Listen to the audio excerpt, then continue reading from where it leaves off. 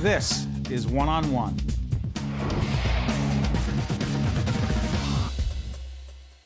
Welcome to One on One. We are honored to have our colleague and friend, Mike Schneider, who you can see every night, early in the evening, late at night, and also again the next morning. Mike Schneider is the managing editor and anchor of NJTV News. Good to see you, buddy. It's a pleasure. Thank you for having me back on. NJTV News can be seen 6, 7:30, and 11 in the evening, and also in the morning, right? Absolutely. What time in the morning? Too early for me. Very early at 6 in the About morning. 6:30 usually, yeah. Mike, let me ask you, NJTV News, under a previous name, right, started out in July of 2011. Right. If it were not for NJTV, there would be no public broadcasting in the state. You jumped on board with Neil Shapiro, John Savidio, and a group of us who wanted to see public broadcasting continue. Did you ever think it would be where it is today and be the force that it is? Not a clue. Not a clue. I thought we'd do some good. We'd cover a state. We'd be a responsible local broadcaster. But sometimes you have to rise to the occasion. And this state, under these circumstances that we have all lived through, and the personalities that have risen to the top of our political game, and the episodes and incidents that have occurred, have made New Jersey national and international news day in and day out, it seems. And for us, it's our hometown story. So we've had challenges we never could have imagined, and we're having an impact that we could have hoped for at the very beginning. It's very gratifying, but it's exhausting. We're actually doing this relatively early in 2014. Let's just say the eyes of the nation and maybe beyond that are on the state of New Jersey, a whole range of investigations, scandals, and we don't know where things are going to lead.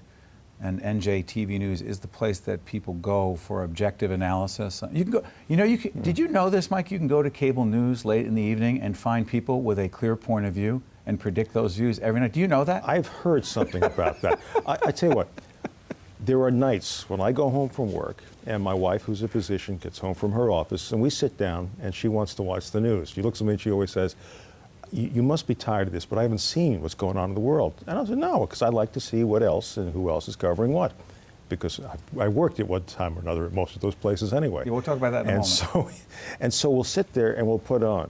And will this network have news on? No, it's a talk show. Will that network have news on? No, that's a talk show. Will that network have news on? That's a talk show. And I shouldn't even use the word talk, because what they've devolved now into is argument shows. It's not people exchanging ideas, and nobody comes away saying, oh, look, we learned something today. In many cases, it's just blather. It's predictable blather.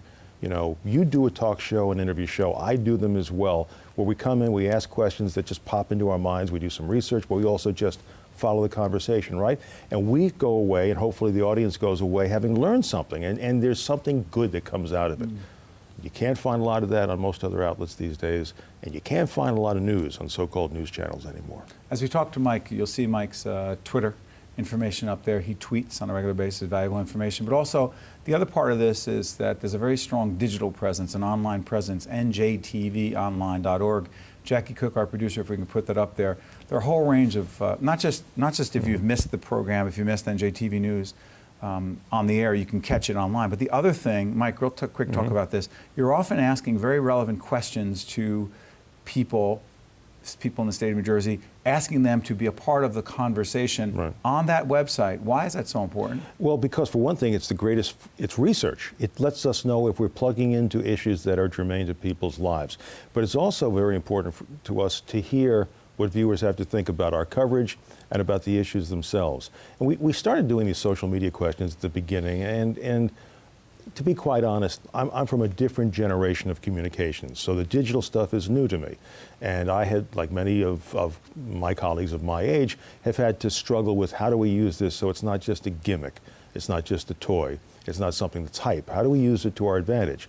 And we found out now through the wonderful folks who work with us on our digital side, on Facebook, on Twitter, on our webpage as well, that if you put out questions that are germane to what's going on, you get an awful lot of response. And more importantly, you get an awful lot of intelligence response. And that helps us figure out, is this a story that's so important to so many people that we can't let it go? We've got to keep going on it. Real quick, before you came to NJTV, our public television station in the state of New Jersey, affiliated with, connected to WNET, the PBS flagship in New York. Your background in broadcasting, let folks know. I started out as I was at Temple University in Philadelphia, and I was fortunate enough to, through a series of connections, meet a guy who was my original broadcast rabbi, Larry Kane, who was the anchor man of Philadelphia. And I started writing for Larry when I was still a college senior, and that led to a radio job in the Philly burbs, and then a series of stops in local news markets from Altoona, Pennsylvania to Buffalo to Pittsburgh to Miami, and then back to where I anchored at CBS at Channel 2 for 4 years. When did the national networks come calling on you? 1989, I got a call from an old friend who was the executive in charge of Good Morning America, said, we need a news anchor and we need a fill-in for Charlie Gibson on the show. How'd you like to do it? And I said, no, I don't think I can fit it into my schedule. I think I'll have to stay home today. What was that like? It was extraordinary because I was there. I was the kid on the block. I was probably 30 years old. And who am I sitting around? I've got Ted Koppel there. I've got Peter Jennings there. Hugh Downs, Barbara Walters, Diane Sawyer, David Brinkley, Sam Donaldson. I'm just looking around. It's like going to play for the Yankees in '63 and saying, you're talking about Mickey Mantle, Roger Maris, and the whole crew. Absolutely. It's just the glory days of ABC News. And it was just, to me, I look back and say how fortunate I was to be there at that time. Gives you perspective where you are right now, you know. But you love and are connected to the state in so many ways. And what I'm curious about is the objectivity. I bet there are folks, because you're always bringing folks in on the Democratic side, Republican side, and different perspectives. I bet there are folks who think they know where you are coming from politically, but they don't know because you don't come from any place politically. No, I've tried, and you know, when I was coming up as a kid, before I was in the business, I was involved in politics and things like that. And I have some very strong core beliefs about fairness and equality, and I hate prejudice and I hate bigotry. Boom. Go beyond that. You know, now we're talking about policies and issues, and it's legitimate grounds on all sides of those things, almost all sides. Give you a story. I was one of the founding anchors at Fox News, and I went out to cover the Iowa caucuses back in '96. You were brought in by Roger Ailes. I was brought in before Roger Ailes, and then the previous regime, who's wanted to build up a political unit at Fox, then when they brought in Roger to create the 24/7 cable operation, Roger had hired me to be the anchor of the flagship newscast at that program. So I actually preceded Roger by maybe about a week. In fact, I told the outgoing news president that I heard rumors that Roger Ailes was being hired to replace him. I broke the news to him. Look at you. But what happened was, I'm saying, absolutely, and it was one of my great scoops. But I was out in Des Moines, Iowa, and I'm walking around during the caucus, and a guy comes up to me. Presidential caucus. Exactly.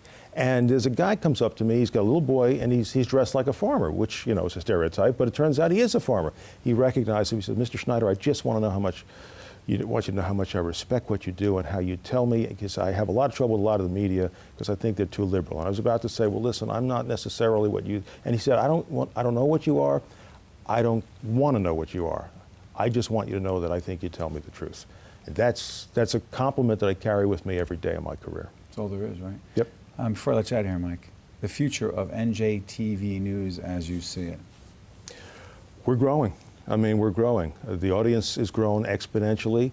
The stories have gotten hotter. We're adding people as we can, according to the needs and availability of funding, and we take our responsibilities stronger and more aggressively each and every day. We love what we're doing. We've got a great group of people, great team, great colleagues. Great senior correspondent in Desiree. Desiree, one of the most experienced reporters and how about in the State House? The Dean of the State House, Michael Aaron. Michael's the best. Nobody knows it more than him. David Cruz is one of the best street reporters, investigative reporters around, and nobody covered the hurricane down the shore better than Lauren Wanko. Lauren Wanko, terrific down there, right? Yep. You love what you do. Oh, absolutely. I've tried to walk away from this business a couple of times. I was dragged back into it by my desire to keep doing it. I thought for a while, I'd done it long enough, there's got to be something else to do. No, this is the only thing I can do. It's like a scene in Godfather 3, just when I thought. They keep dragging me back. You did it better than Pacino did at the time. That's what I've been told. Listen, Mike, we are proud to be your colleagues on this side of the Caucus Educational Corporation. Likewise. When people say, hey, we have a news story, we say, we don't do the news. We try to have conversations and put things in context in a different way. The news is done every night on NJTV News, and they put things into context as well. Can I plug again when it's on? Do you mind? Absolutely. Do you mind plugging? No, I can hold on. Yeah, go ahead. Even though we're public television, we let people know. You can see NJTV News every night with Mike Schneider, who is not only the anchor, but the managing editor, which means he's very involved in the editorial side. 6, 7:30 p.m., 11 p.m., and also 6:30 in the morning, I've been told. And Mike gets up every morning to do that show. So, no, it's the repeat from the night before. Partner, it's great to be with you. And likewise, a pleasure, an honor to work with you. Same here. Stay with us. One-on-one. We'll be right back right after this. One-on-One with Steve Adubato has been a production of the Caucus Educational Corporation, celebrating 25 years of broadcast excellence. Funding for this edition of One-on-One with Steve Adubato has been provided by New Jersey's credit unions, PSE&G, the New Jersey Education Association, Health Republic Insurance of New Jersey, the Healthcare Foundation of New Jersey, and by Celgene Corporation. Transportation provided by Airbrook Limousine, serving the metropolitan New York, New Jersey area. One-on-One with Steve Adubato has been produced in partnership with St. Joseph's Healthcare System.